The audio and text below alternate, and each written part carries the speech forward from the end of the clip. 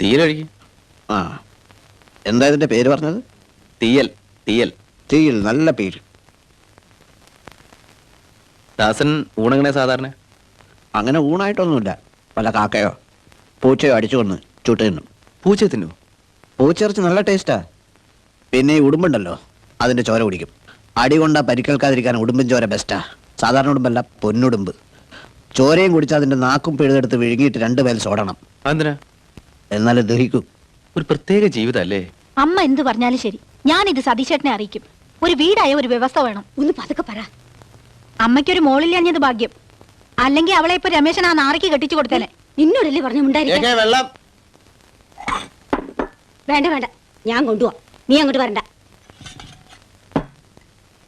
ആ, അവിടെ നിക്കമ്മേ.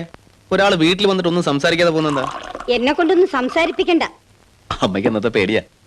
എനിക്ക് ആരെയും പേടിയും കിടിയൊന്നും ഇല്ല. തനിക്ക് വീടും കുടിയൊന്നും ഇല്ലടോ. വീടില്ല, കുടിയുണ്ടായിരുന്നു.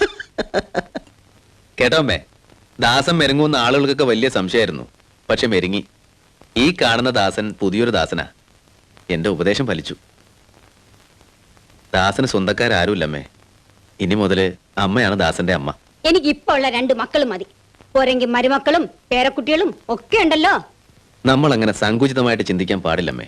ഈ ലോകത്തുള്ള എല്ലാവരും അമ്മയുടെ മക്കളാണെന്ന് കരുതണം. നീ കേറി കേറി എന്നെ ഉപദേശിക്കാൻ തുടങ്ങിയോ? അമ്മേ, അയ്യേ, എന്തൊരുപാട്. രമേശ, ഇനി ഇതെങ്ങനെ എന്നെ വിളിച്ച എന്റെ മട്ടുമാറി ഞാൻ പറഞ്ഞേക്കാം. അമ്മ പാവ, ഇത്തിരി മുൻകോപം, അത്രേ ഉള്ളൂ. ഇനി ദാസൻ ഒരു പെണ്ണും കൂടെ കെട്ടിക്കഴിഞ്ഞാൽ എന്റെ ഭാരം ഒഴിഞ്ഞു. ബ്രോക്കർ പറഞ്ഞു ഒരു പെണ്ണ് ശരിയായിട്ടുണ്ടെന്ന്. എങ്കിൽ ഉടനെ നമുക്ക് പോയി കണ്ടോളെ.